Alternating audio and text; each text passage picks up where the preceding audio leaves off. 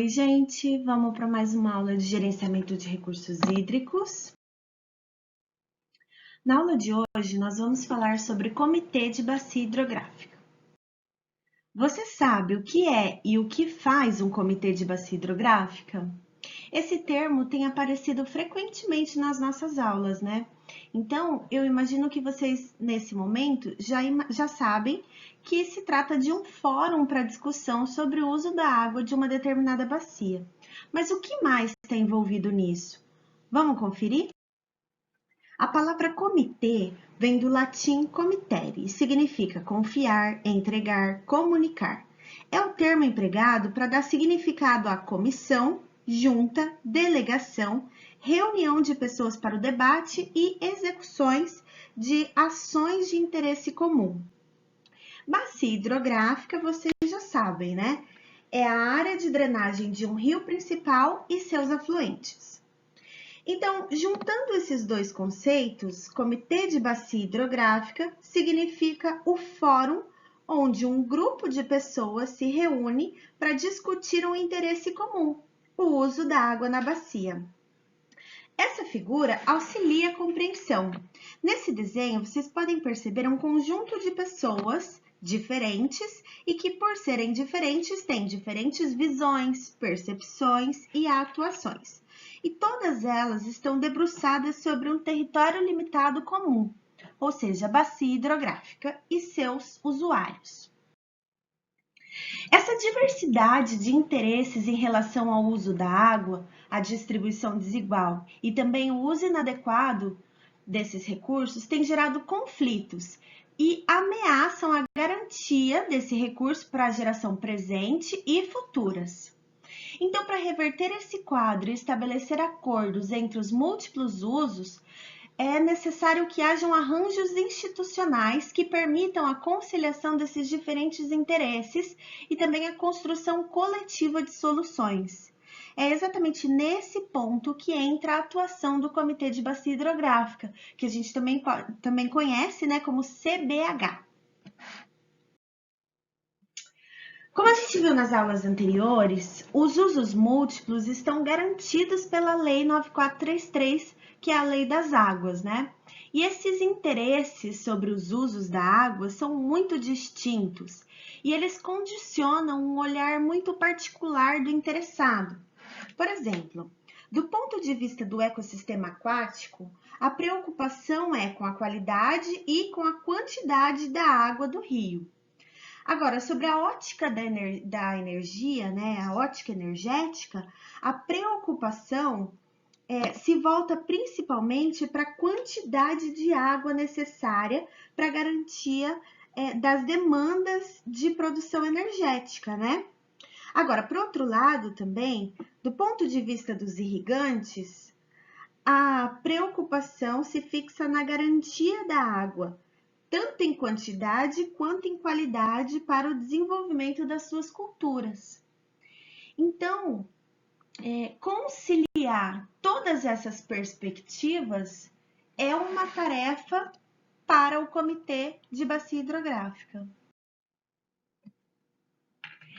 Como a gente também já discutiu ao longo desse curso, nem sempre a quantidade ou a qualidade da água são adequadas ou suficientes para atender todas essas demandas.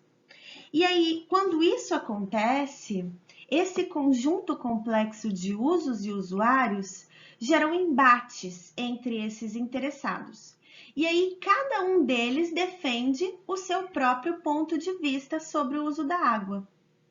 Nesse caso, então, como poderíamos resolver esses conflitos? Essa solução, ela deve passar necessariamente pela elaboração de estudos técnicos, financeiros, econômicos e socioambientais. E esses estudos, eles devem objetivar principalmente alternativas, né? Alternativas que sejam discutidas entre todos os envolvidos e que pode até resultar na priorização de determinados usos sobre outros. Vamos observar o exemplo real da bacia do Rio São Francisco. Como vocês podem notar nesse mapa, a bacia do Rio São Francisco tem 3 regiões distintas, alto, médio e baixo. O maior parque industrial da bacia está situado na sua parte mais alta, que é mais próxima da nascente no estado de Minas Gerais. Os trechos médio e baixo da bacia, a água é utilizada para agricultura irrigada. São cerca de 340 mil hectares irrigados em toda a bacia. A navegação é realizada principalmente em seu trecho médio. E o uso da água para abastecimento público e diluição de afluentes se estende, claro, por toda a bacia. Nessa bacia estão presentes 504 municípios e 7 unidades da federação. Os estados de Alagoas, Bahia, Distrito Federal, Goiás, Minas Gerais, Pernambuco e Sergipe. Há não só a concorrência entre os usos e usuários internos, como também os usos externos à bacia. Esse projeto, que é bem famoso de transposição, é um exemplo de uso externo que não pode ser desprezado. Bom, então analisando essa situação que a gente colocou aqui como exemplo, mas isso se aplica para todas as bacias brasileiras, né? Esses segmentos, cada segmento defende seus interesses próprios, e aí geram situações conflitantes. Para tratar ou solucionar esses conflitos, é necessário que haja transparência no processo de negociação e a participação dos sujeitos envolvidos, seja direta ou indiretamente no problema. Então, nesse aspecto, o comitê se constitui um ambiente mais favorável para a resolução desses conflitos. A Política Nacional de Recursos Hídricos refletiu os esforços dos movimentos sociais e técnicos, que foram determinantes na criação de arranjos institucionais, como os comitês, que possibilitam uma maior participação dos setores da sociedade envolvidos na gestão dos recursos hídricos. O Comitê de Bacia, então, é a instância base dessa nova forma de fazer política, que seguem os princípios fundamentais da Política Nacional de Recursos Hídricos, que é a descentralização por bacia hidrográfica e contando com a participação dos poderes públicos, dos usuários e das organizações da sociedade civil. Então, pessoal, os comitês de bacia hidrográfica são arranjos institucionais que promovem o acordo entre os usuários e as políticas públicas. Isso tudo considerando as múltiplas visões da sociedade. Existem diversas formas de participação social e todas elas são muito importantes para a construção da sociedade democrática. Só que muitos modelos são apenas consultivos, ou seja, eles funcionam apenas como uma instância de consulta à sociedade. E as deliberações, as decisões, elas podem ou não ser implementadas. E essa é a diferença fundamental entre os comitês de bacia hidrográfica e os outros tipos de participação.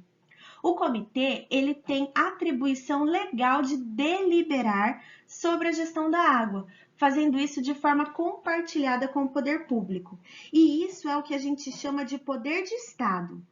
Tomar decisões sobre um bem público e essas decisões devem ser cumpridas. Uma das atribuições mais importantes do comitê é estabelecer um conjunto de mecanismos e regras decididas coletivamente, de forma que os diferentes interesses sobre o uso da água na bacia sejam discutidos e negociados democraticamente. Isso tudo em um ambiente público, com transparência no processo decisório e buscando prevenir e dirimir conflitos, ou seja, diminuir conflitos, Essas regras, elas devem ser avaliadas sobre o aspecto da bacia hidrográfica, após considerados os aspectos técnicos e os diferentes pontos de vista de todos os membros do comitê. Aí, gente, quero que vocês respondam essas 4 questõezinhas aqui, para a gente fixar os conceitos que foram apresentados até aqui. Na sua opinião, qual a necessidade da criação de comitês de bacia hidrográfica? Qual a importância de espaços de participação nas políticas públicas? No que difere um comitê de bacia hidrográfica de outros espaços de participação? E qual é o poder de decisão de um comitê de bacia hidrográfica? Na sua opinião, esse poder de decisão é capaz de solucionar os problemas relacionados à questão da água? E agora a gente entra na segunda parte da aula, que é a composição do comitê de bacia hidrográfica.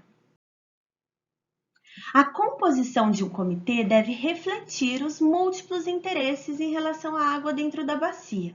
Então, de um modo geral, esses interesses são expressos da seguinte forma: interesses do poder público, interesses das organizações civis e os interesses dos usuários. Bom, para garantir a representatividade mais homogênea possível no espaço do comitê, a Lei das Águas diz que o poder público não pode ultrapassar 50% do volume total de representantes. Porém, também deixa brechas para que os regimentos internos de cada comitê indiquem a representatividade mais adequada e que atenda às especificidades de cada bacia.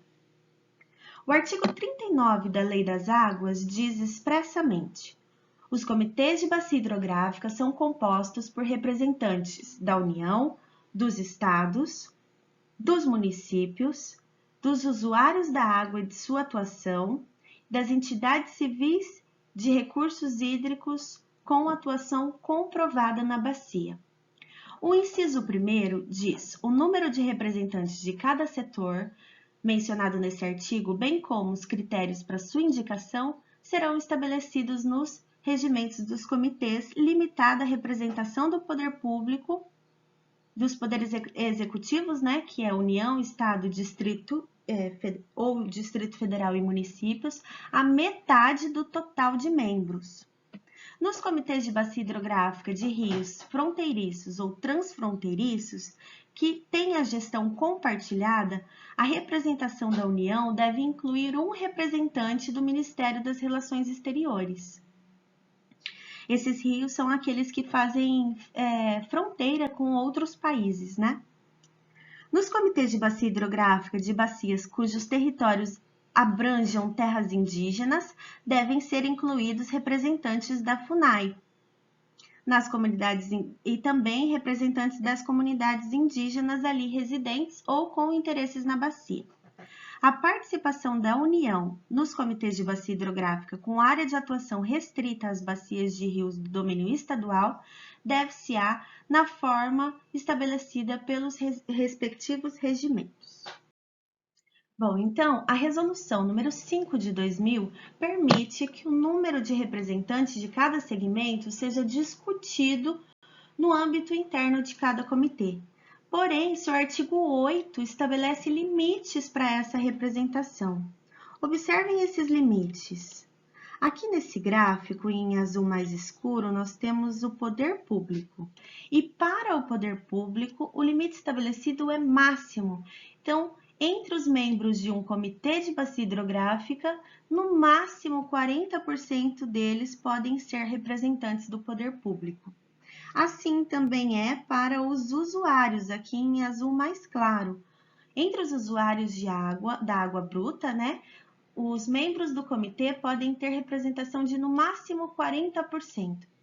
Agora, aqui em verde, nós temos a sociedade civil e as organizações civis, né? E aqui, gente, o limite de participação para os comitês de bacia é mínimo, então, no mínimo 20% dos membros de um comitê devem ser representantes da sociedade civil. Isso porque é muito mais fácil que essas pessoas aqui que usam a água como ativo econômico, né, seja como um subproduto de seus processos econômicos, participem dessas instâncias deliberativas, bem como também o poder público, que é o gestor natural das águas pela Lei das Águas, né?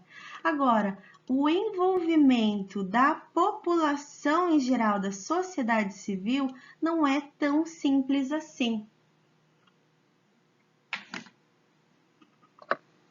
E por isso, então, é aqui a necessidade de haver no mínimo 20% de representantes da sociedade civil entre os membros de um comitê de bacia hidrográfica.